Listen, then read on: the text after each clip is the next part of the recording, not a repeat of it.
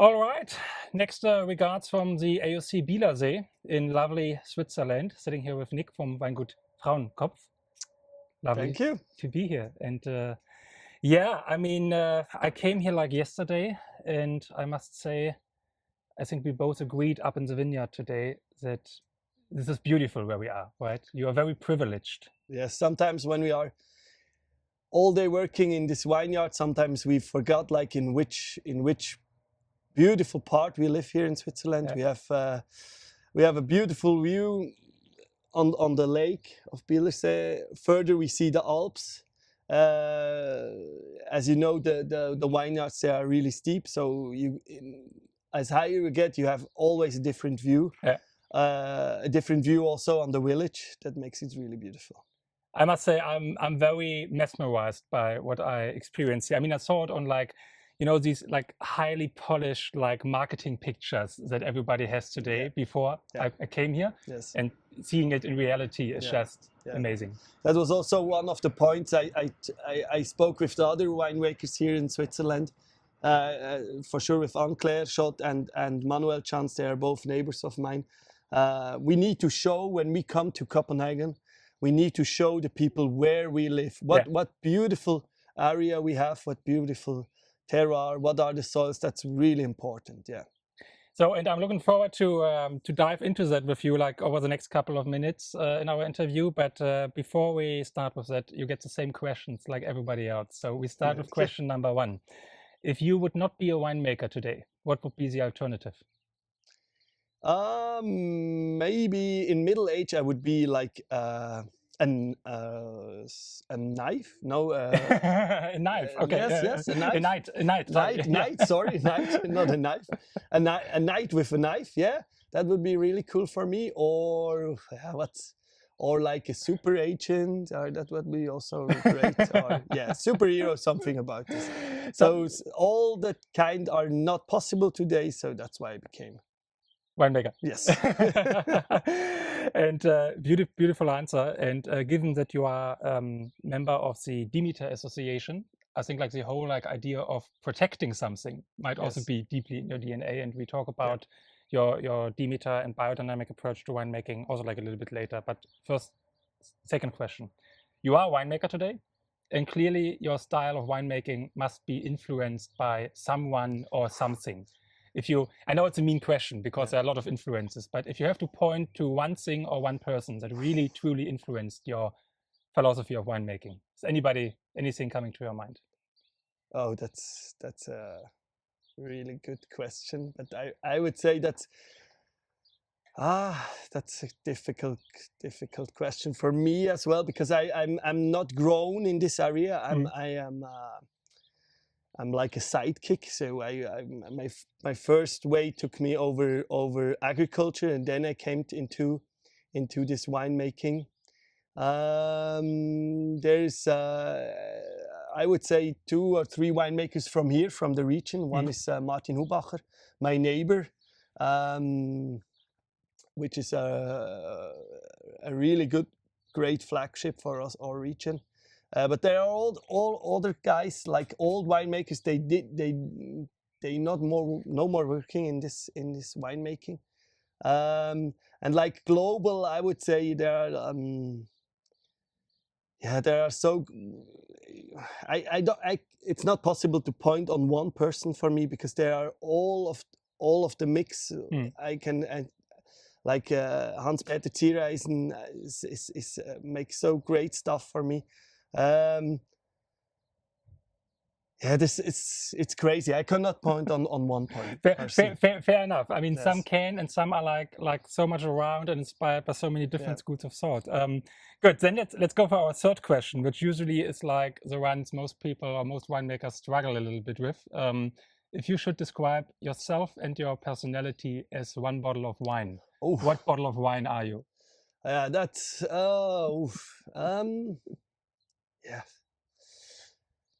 I would say for sure something with a lot of acidity. That's important for me. So to stay fresh, young, that's important for me. Not too heavy, not with too much alcohol, I would suggest. But on one bottle, Why not? Why not the Chasselas no filtré, which I bring you? Chasselas non-filtré? Yes, that would be maybe something fresh, fruity, straight, something straight. Yeah. Something lively, something straight, something acidic. Yes, and something like it has his period.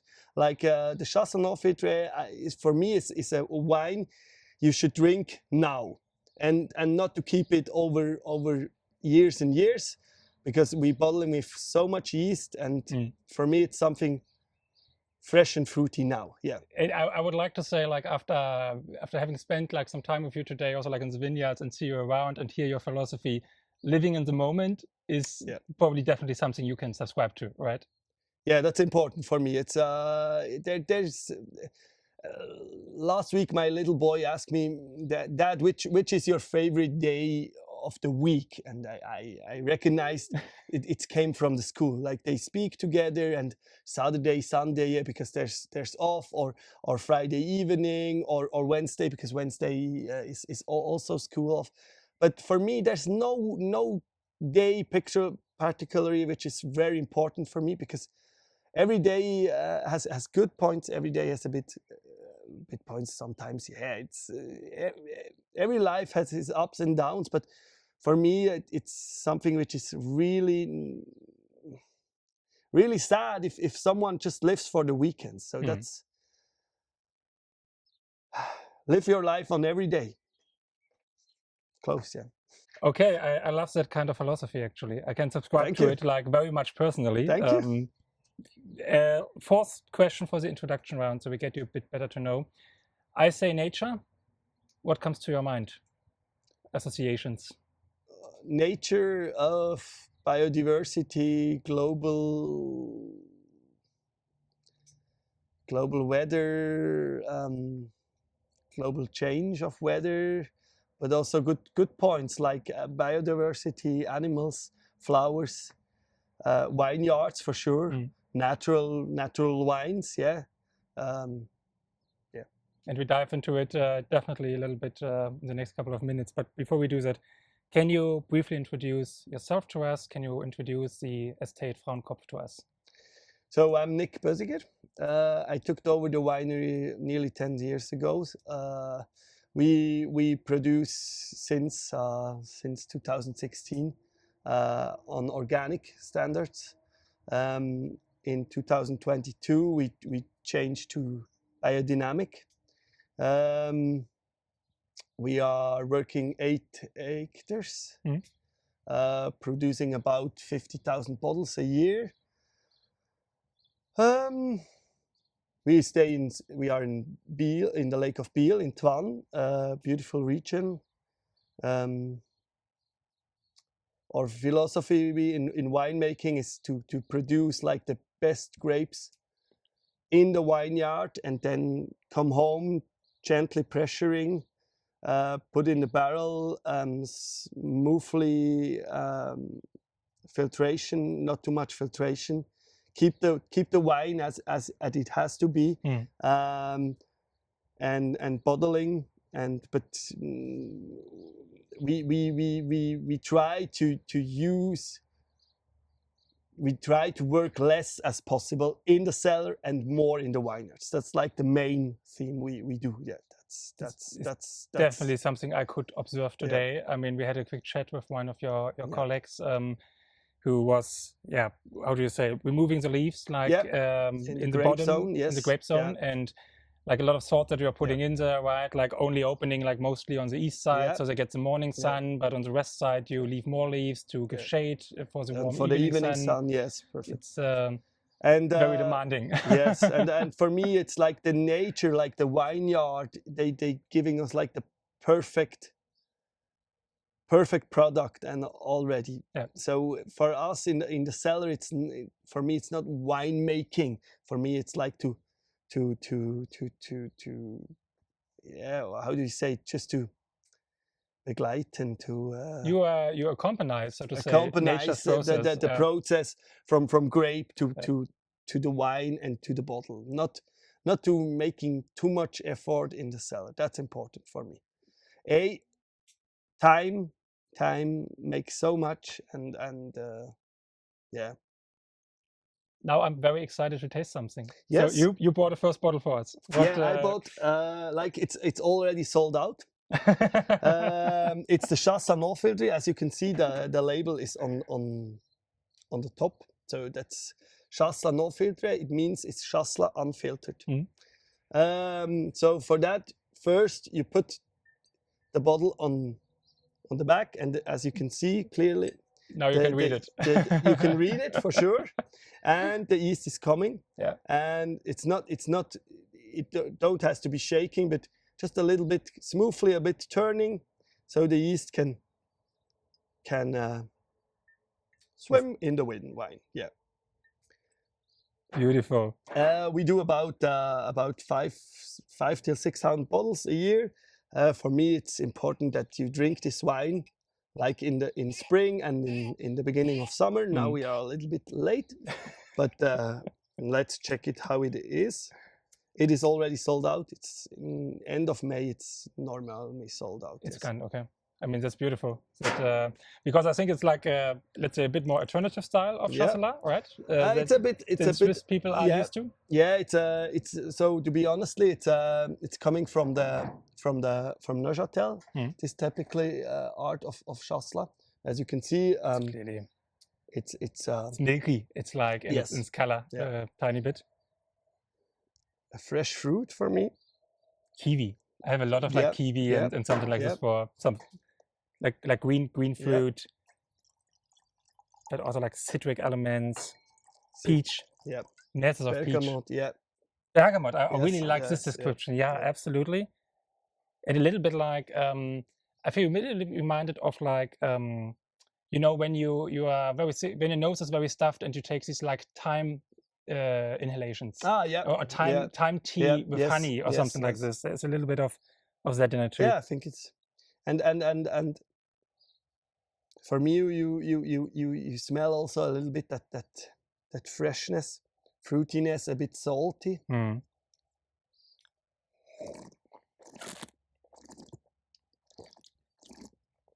So the acidity is higher, as you would know from classical Chasselas. We don't make the mallow. Beautiful.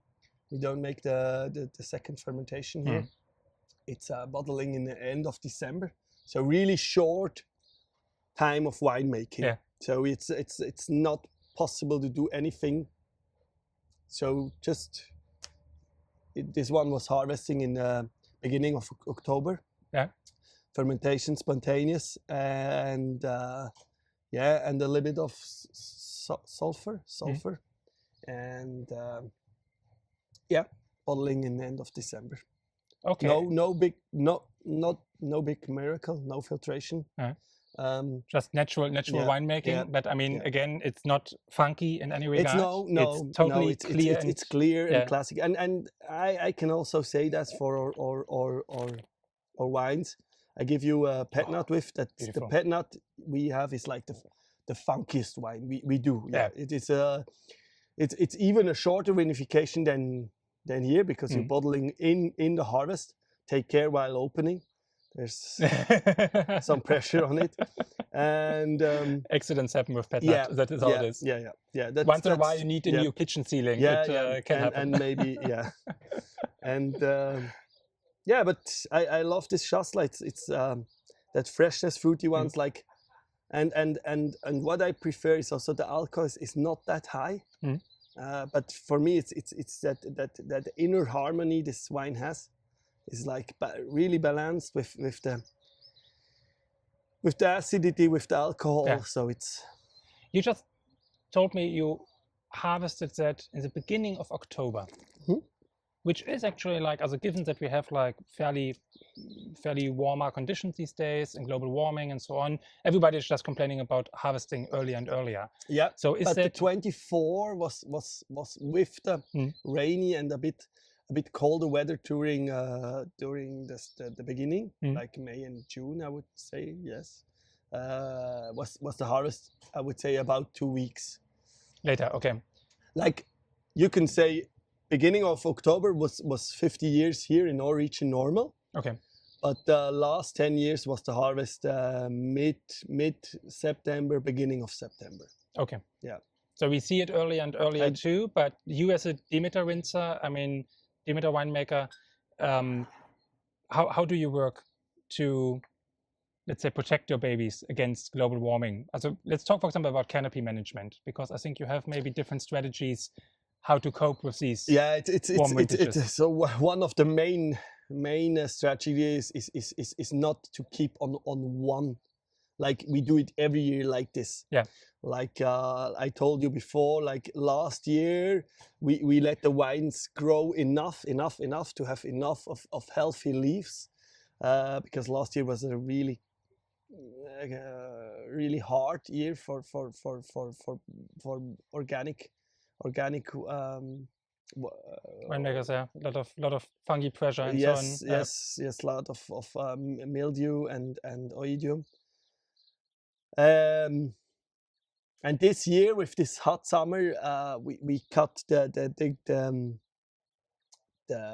leaves or the top shoots a little bit shorter. For sure, we take care of having enough shadow on the grapes, but for that we use the leaves. But the leaves, they love as well fresh air and not to be just covered by leaves. So that's a bit a thing we do. Yeah, and for sure, the water management is something really important. We talked a lot about it in the vineyard. For sure, the new plantation, they need a lot of water. The old vineyards, I would say about 5, 6, 7 years, they don't have, with this weather now yet, the problem of dryness. But I think the most important is to be very flexible on different strategies, and to keep always looking on the meteo. So the weather forecast is for next week colder, a little bit of rain. So yeah, it's so different. So you adjust your style in the moment. I mean, you have a very skilled team behind that, like, as you explained to me, really backs up also about the whole like Demeter and biodynamic approach. So when you made the shift from organic to Demeter, what was your reasoning to, and for example, also like why did you go the Demeter way? Because you just could have said, okay, let's integrate the biodynamic elements that we want. Why did you go Demeter? So I was born and raised in a family. It's always important. Organic was always important, and also with medicine, we try as possible to work with homeopathy. My mother has a beautiful big garden at home. She's working always with the moon and with the stars, and yeah, for me was also to organic was like I could say was not enough, no more enough for me, but enough means I will learn something. For me, it was there was one neighbor is coming for me and say, why are you now doing this? Is organic not enough? And I would say, no, I'm now 34 years old. I'm interesting. What's more outside? What can I learn? Yeah. What can I? Which parts are bringing us more? What's and that's also why is this movement so much more pleasure and so much more fun, because there are so much good vibrations in these parts. You have so good people, so you have good contacts, and people, they come, use this, try this, and sometimes that's not all these in my opinion, these are no big game changers, but they are helping you. They're helping. There's like little steps which is making sometimes just now it works like this, and I can understand that, and that's for me really important. And on the other side, it's like the whole team is carrying this philosophy, this vibration, and that makes for me also much more easier. It's not this wine. It's not only me. There's so much people working in the background and giving their best. That's important. Yeah, but. And for sure, I have to say this also. When it's about 5 years ago, my wife asked me once, take a look, which wines are you buying? We buy a lot of wines. Which label is on it? And most of them were Demeter. So yeah, it's like yeah, you want to learn something, you want to reach, and what's also very important is this contact with other biodynamic wine growers. We have like a Swiss groups of biodynamic Swiss growers, and we every end of August we met in different places and spending 2-3 days together. And these are so good conversations, so good ideas, and I appreciate that very much. Yes. I can totally understand that, and it's also like talk to Claire Schott, your neighbor actually. I mean, your estates are really facing each other in the little street here. Yes. Who's also like Demeter member here in Switzerland, right? And she told me the same, that you have a very good exchange, and I also like feel it. I mean, I visit a lot of winemakers belonging to different associations, and always when I ask like, how is the exchange with the colleagues, it feels like also in Germany the Demeter winemakers really visit each other often. They stick together. The young winemakers are visiting each other, learning from each other. So I think it's a beautiful thing. And for you, it doesn't stop there. I mean, you just like showed me around and showed me all your little, like, I want to say like side hustles that you have, like building like large-scale insect and animal hotels in the vineyard, and you have a project with whatever it's called in English, like Hirschkäfer, that you want to recultivate here, which are severely under threat, right, of being extinct. So you really go all in. You plant trees wherever you can. Vitiforestry is a big topic for you. Origin is so beautiful with the vineyards. For sure, there has to be vineyards, for sure. But sometimes there are like different places. Why not giving there something back to the nature? Something back, like planting there a tree, building there a new wall of stone. There are sometimes only little things they nature needs. So like I told you before, like having a perfect, organized and clearly vineyard is not that perfect for the nature. You need to let sometimes the grass grow. You need why not? It don't has to be organized that much. So nature is wild. Nature is sauvage. It's the biodiversity. So that's very important.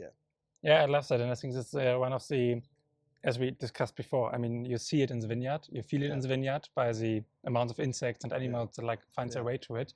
Another thing that I was very excited to hear is because I'm not so sure like how it is in Switzerland in general for the winemakers, because I mean, you have with Valentin Blattner, one of the absolute pioneers of the PIWI movement, and one of the great varieties that you just planted, which I highly appreciate, the Sauvignac, personally, I love it, is one of the best known Blattner varieties. And you go pretty much into the PIWI way also in the future, right? Yeah, I'm not yet ready to say I'm not planting no more Pinot Noir or Sauvignon Blanc or I'm not ready for this now. Maybe the next generation can go this way, but I'm planting as well really a lot of the PIWI varieties. Like in the whites, we have planted in 2019 the Seyval Blanc. We made the pet nut of the Seyval Blanc. Yes. Then we have the Souvignier Gris and the Sauvignac. And these three white varieties, I think they're perfect for our region. Yes, it's the terroir, the soil. and also a bit the question what the client is expecting. Like the Sauvignac, he can show you so much different varieties, and he's, to be honest, he's really close to the Sauvignon Blanc, or also to the Riesling, a bit that salty, the mineralic. The Souvignier Gris is so close to the. I drank 5 weeks ago a Souvignier Gris. I was 100% sure that's a classic Pinot Gris, but it was a Souvignier Gris. So yeah, that's these ways we need to go, and I think for sure they are not perfect, but it's a way it has to go. Like it's not it's inevitable, actually, right? I mean, because what you just explained me in the vineyard last year was a terrible vintage. Last year was very crazy, difficult. Yeah. But the Chasselas, you told me you were out 15, 16 times for plant protection, right? Yes, and I think this calculation, it's no more matching. It's like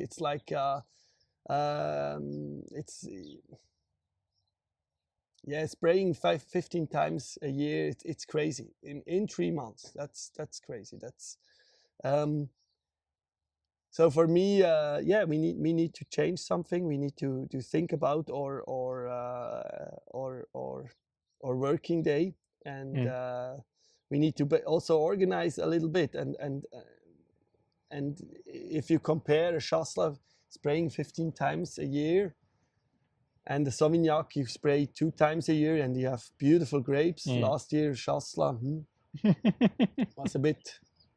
Yeah, it's now delicious, but it's beautiful. But the way to this was heavy. And I think you also like what I really liked about your reasoning here, and I really see this like holistic approach to sustainability. You were showing me like the break where it was really steep in your vineyard, and then there was a wall, and then it just goes like 3-4 meters down. Yep. And you basically said, yeah, of course, here we plant PIWI because I want my employees to be there as little as possible, right? So that was this point was really we had a discussion in the team why planting there PIWIs. I was there and saying, here we plant PIWIs. It's too dangerous when someone is falling down. Spraying 15 times a year, it's enough. It's crazy. If you spray there 2 times a year, you have more risk. For sure, in these 2 times, you need also to keep your head clear and be ready. But that's so we plant PIWIs where we spray today by hand with the atomiseur, or where it's really dangerous. So about the whole winery of the 8 hectares. We plant in the next 10 years 3 hectares of PIWI. That's the plan. That's organized. That's already ordered. We plan with the new vineyards. We need to order them 2 years before. So because the demand for PIWI is so big at the moment. Not yet. Yes, but I really want to choose which variety of there's a lot of different varieties. Like in the Souvignier Gris, there are also which different types of Souvignier Gris, and also where I don't know the name. The feet of the rootstocks. Thank you. They are also different. So you need to plan and organize. So that's sometimes a bit crazy to order. I need to order the plants which we are planting in 28. So this winter. So it's that doesn't go so much hand in hand with the like live in the moment philosophy. No, right? Sometimes reality that's long term. Yeah, that's long term. But I mean, I think having children is also like something that it's long term. Yeah, it's a long term commitment. Beautiful. I think basically like you nearly answered our last question, because the last question to rounding it off is 5 years from now. Where are you and where's Frauenkopf? But more PV. More we heard PV, that's sure. Yeah, more PV. Like I had this question already 5 years ago. We are now. I'm imagining our winery always like a sail ship. A sail ship is they don't need fuel. Yeah. Thank you. That's a good team. Only good team is working together on a sail ship. Like a good captain is okay, but the main point is a good team, which it's and that we have today. That's really nice. I can really say we have a great team. Everyone is respecting each other. For sure, everyone has some good points, and everyone is a bit slower or lower in other works, but everyone is respecting. And that's one of the main things which I really appreciate in our teams. It's like the respect of each other. And yeah, the PIWIs. What's more? Maybe a bit of export, right? Maybe a bit. Yeah, thank you. Yeah, I was last year, and yeah, we don't do now export. Yeah, thank you for this point. We don't do now export. We are looking. Why not to export some wine in Copenhagen or other countries in North or Europe? I would say really the wines of our region, it would make a good match together. Yeah. It's like this freshness, like the Chasselas here, the straightness, the low alcohol. We're not making red wine with 14, 15 % of alcohol. Yeah, export would be nice. Yeah, for sure. I think it's a beautiful closing remarks. And yeah, that being said, I mean, I'm looking forward. I was happy to have you in Copenhagen this January 2025, and I'm happy to have you in 2026 again. Yeah.